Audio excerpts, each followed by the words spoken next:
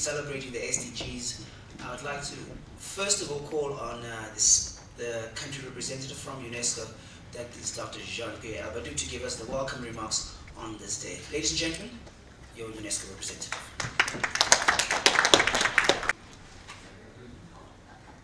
So, good morning.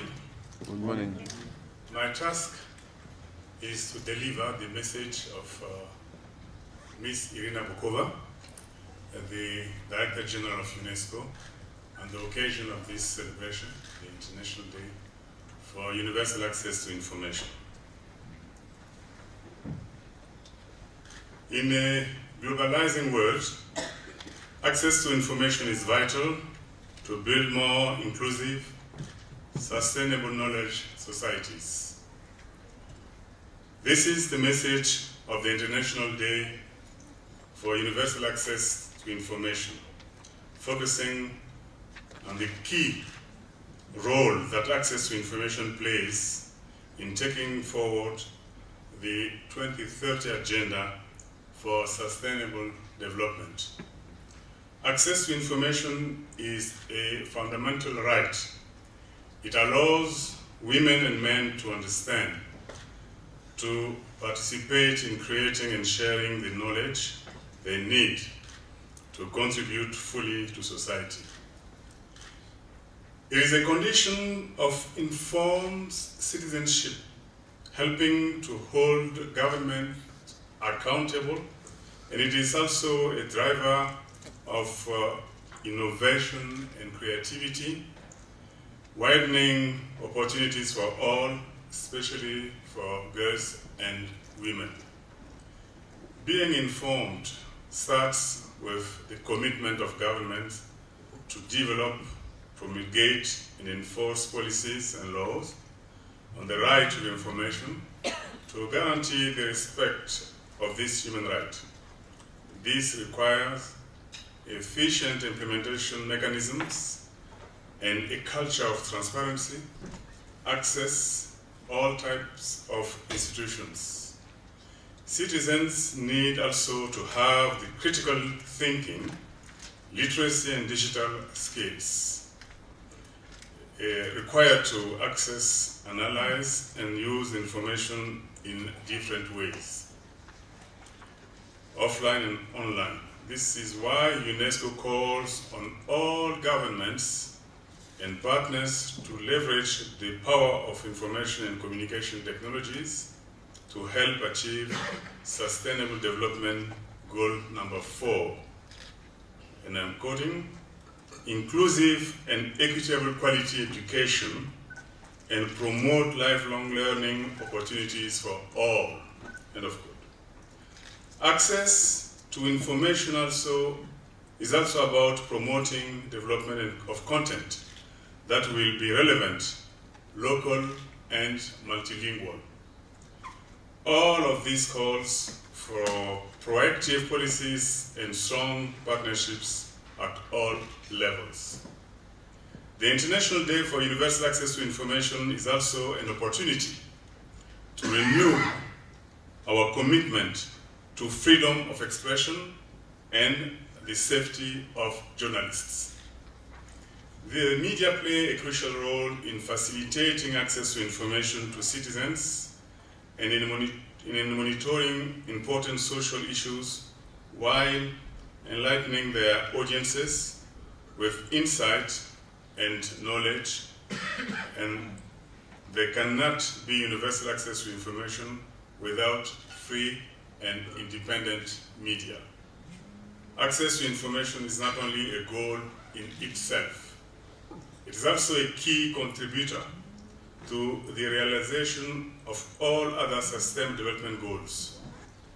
It is therefore crucial that we continue our efforts to ensure that every woman and man enjoys full access to information. I thank you.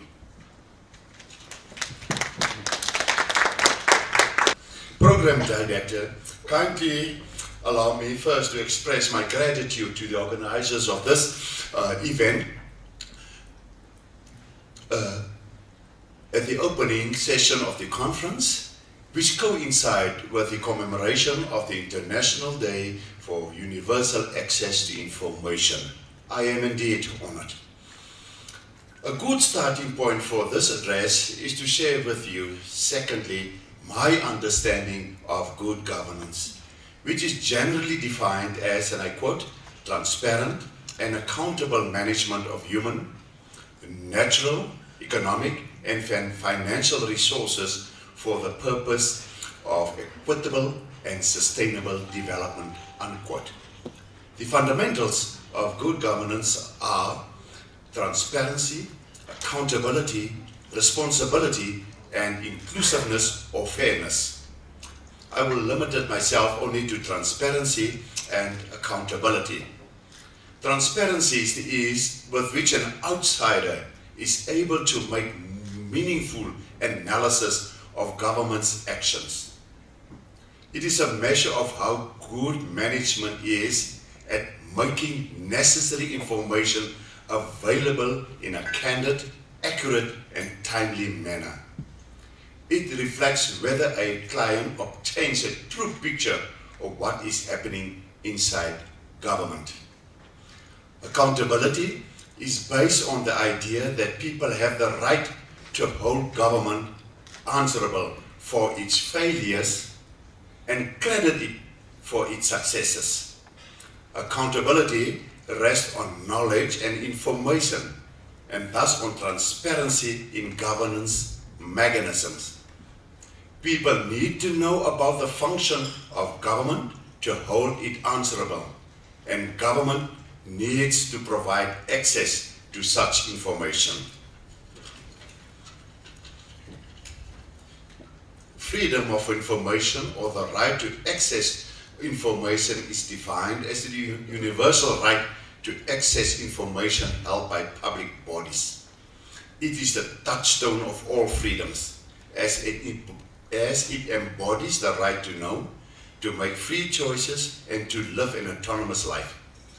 Public authorities hold information not for themselves, but as custodians of the public good, and every citizen has the right to access this information, subject only to clearly defined limitations provided by law.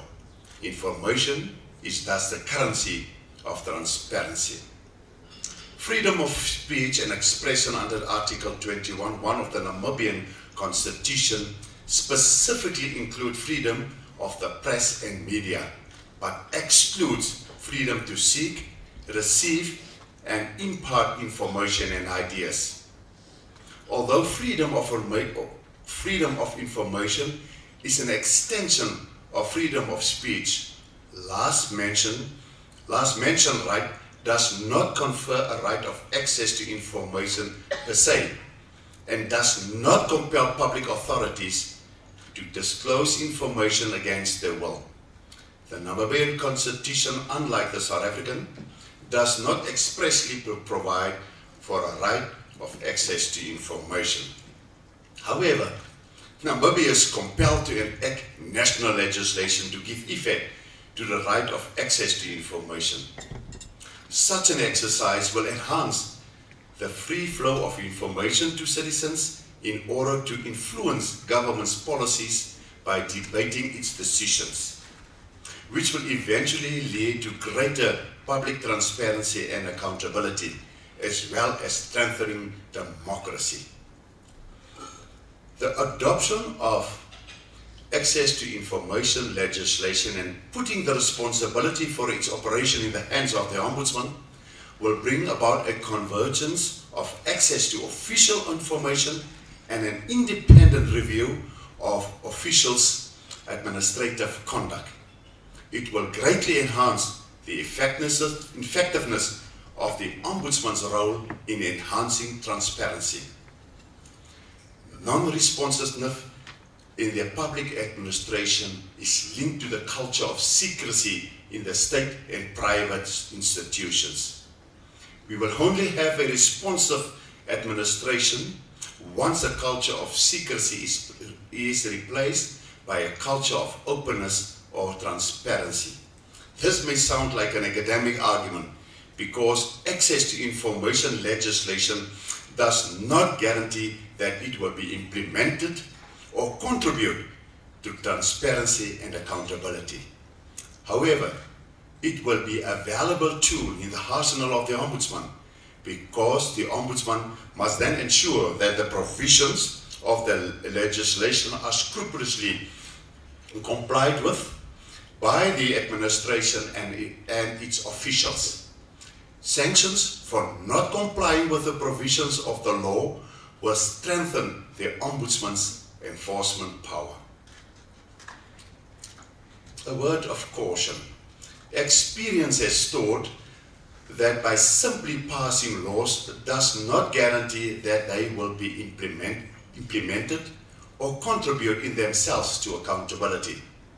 The real work in regard to freedom of information laws begins with their implementation. Implementation relies on a multitude of factors, namely availability of resources, the capacity of public officials to implement procedures, the capacity of citizens to benefit from the law, attitudinal change of public officials, to mention just a few. I believe that we should first create an environment conducive to the implementation of a freedom of information law, which we should first do the groundwork and put mechanisms in place to guarantee the implementation of the law.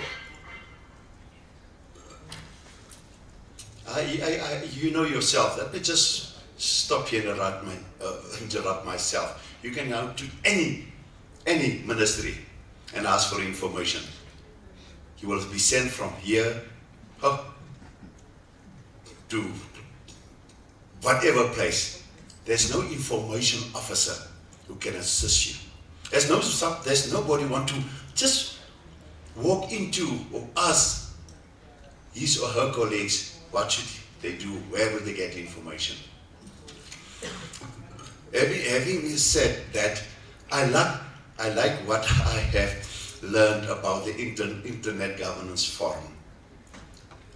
And let me make a confession. I am a Roman Catholic and I go occasionally for confession, but I commit some plagiarism.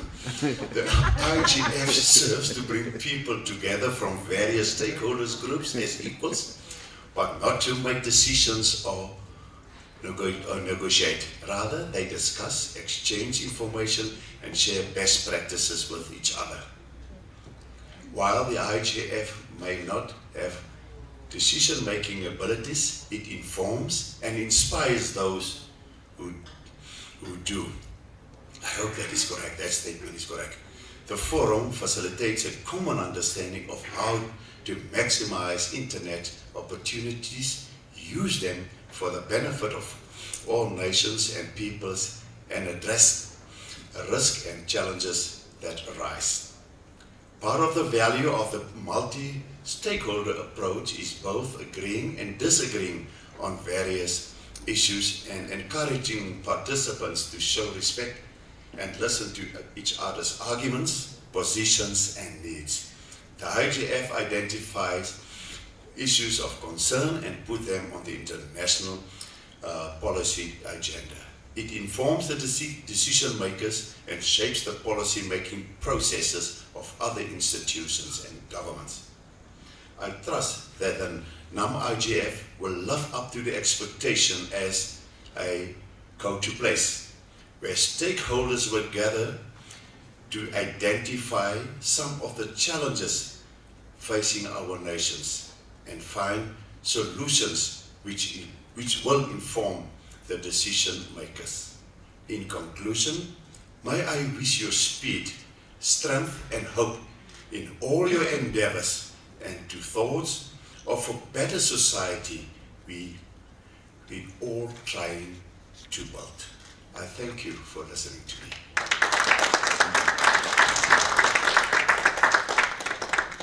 How we struggle to get information. But let me tell you my own experience. You all know one of the most controversial issues in Namibia is the land issue. And you know, but you may not know, I'm busy, and with my colleagues, we are busy drafting our report on the outcome of our public hearings in racism, racial discrimination, tribalism, discrimination in general. And some of the participants in the public hearings asked me to ensure to have the list of beneficiaries of the resettlement project published. I wrote, and I complied with their request. In doing so, I wrote to the permanent secretary and asked him, that was 3 weeks ago, I did not receive the list yet. You know what happened in Parliament very soon. Now, is that information a state secret? Would it endanger state security? Would it endanger the public interest? I don't know, I'm asking you. So why we move in a direction of legislation to give the citizens of Namibia access to information. Now all what I can infer from the reluctance is that we will never get it until we force a person of ministries to give us that simple information.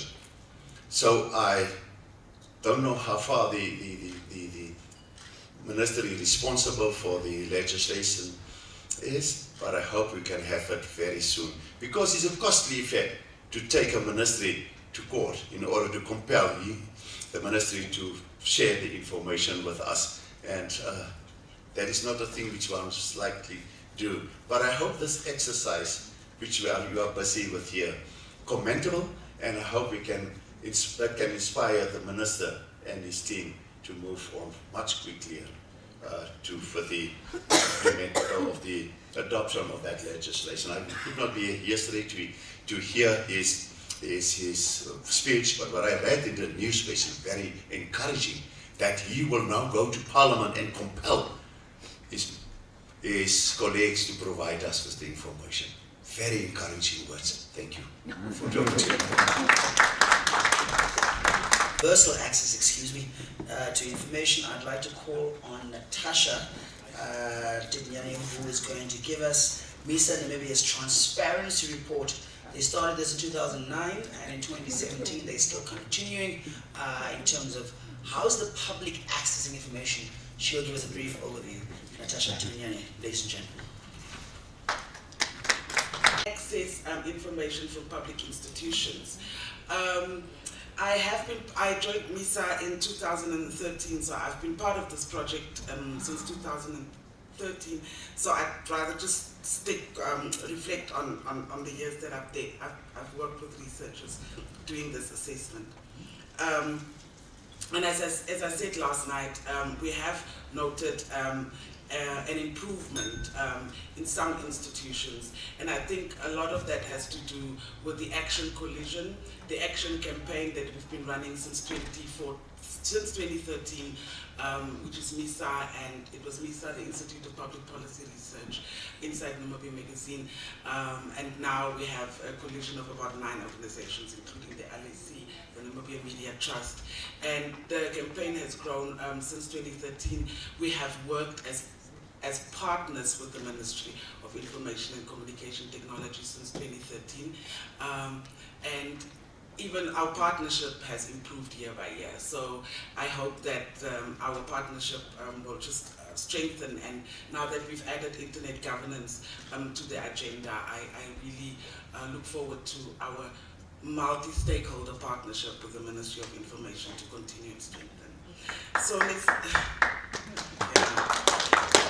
as a Namibian, and I just don't want to talk too much, but having gone to the IGF last year, the Internet Governance Forum, it was held in Mexico, and Federico and I went. We are fellows of the IGF Academy, and they built our capacity to understand this issue of internet governance better. And I must say, as a Namibian being on that UN platform, international stage for the first time, I was just so proud to be a Namibian, because I was listening to other people's stories and how they work as activists or journalists rights, and how they work in isolation so much, and how me and Federico's experience is completely different. We don't work in isolation.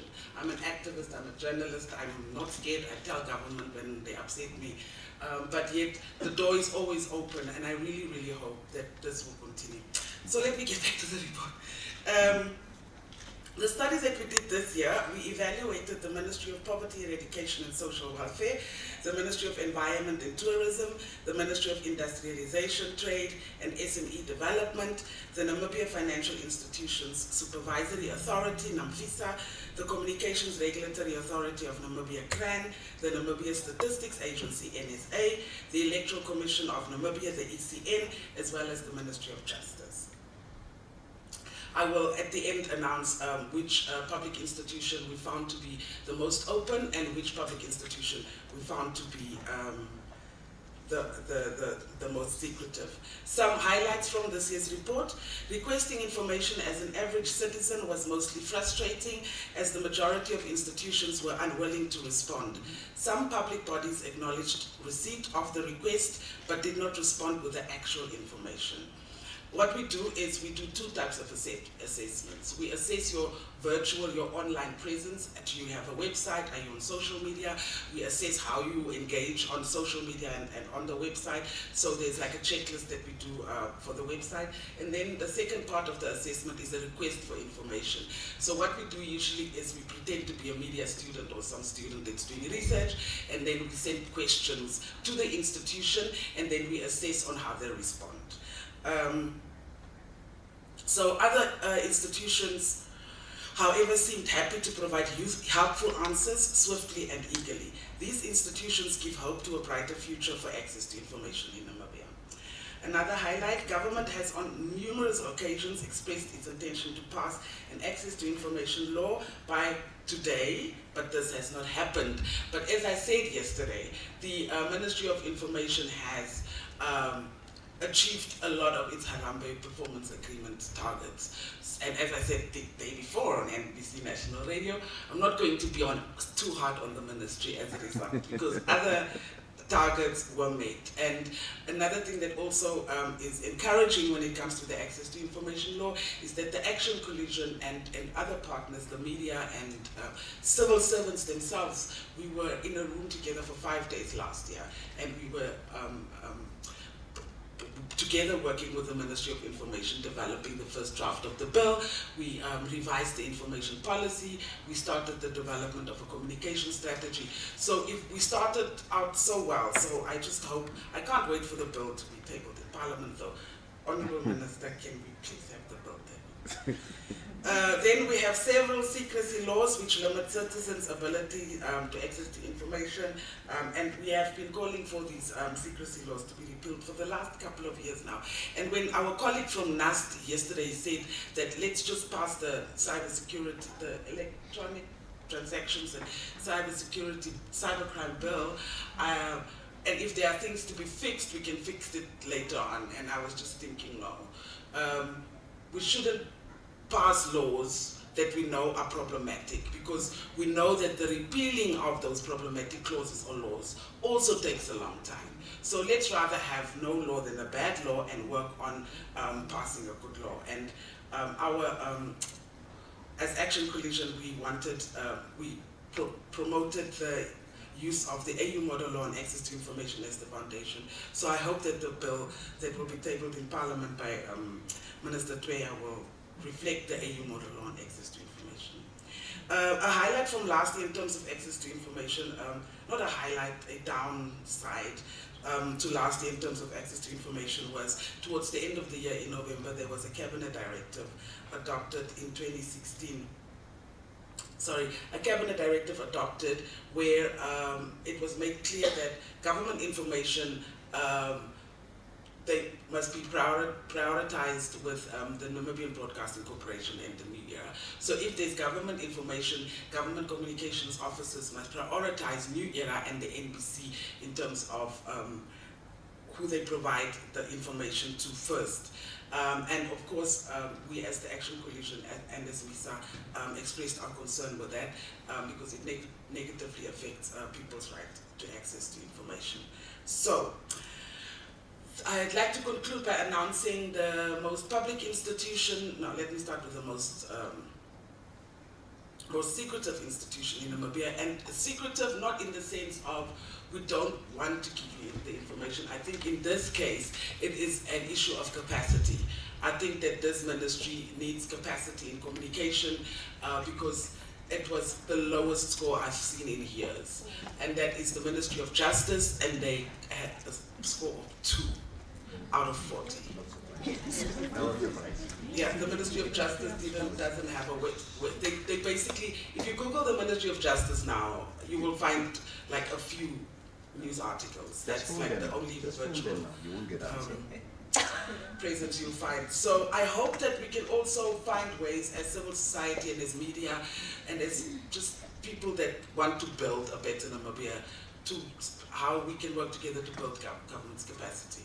And the organization with the leading score this year is the Communications Regulatory Authority of Namibia.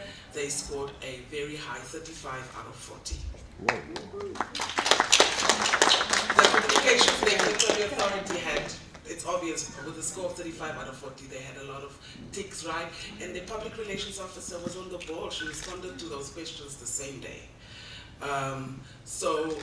Every year what we also say, try to say is that let's have skilled, competent people, employ PROs and communications officers that studied public relations or communications, somebody that understands the importance of media and how to engage with the public in terms of providing information. We cannot, I'm not saying we cannot, but an accountant in a PR office is not going to work, people. So yeah, thank you very much, and I look forward to next year, and I hope that we're going to have a better performance next year. Thank you so much. Well, that actually brings us to the end of the conversation. For those of you who've been here since yesterday, I heard that the discussions were very fruitful from yesterday. Is that true? Yes. Yes? Yes? Yes. It's not propaganda.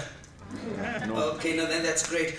Just to go over some of the topics that will be discussed today, people will be looking at, right after the break, access and affordability. I think this is a particularly important topic in a country where the disparities are very high. So that requires for targeted interventions when we talk about something like the internet. Because remember, internet is a human-made resource. It is like water, it is like the sun. Sometimes it can drown us like water, or it can quench our thirst.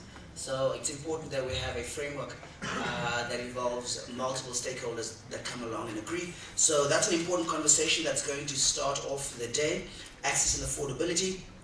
After that, there will be a session on improving the quality of multi-stakeholderism. See, these words are problematic if English is not your first language. Then you're laughing at us, but we speak 5 languages, so please be patient when we say things like multi-stakeholderism. When do you breathe in that word? So improving the quality of multi-stakeholderism in internet governance processes in Namibia. And I think that is embedded in the idea that the internet is a shared responsibility. So what is your particular role, and what are your responsibilities, and what are the repercussions if you are not in the framework? So that's another important conversation.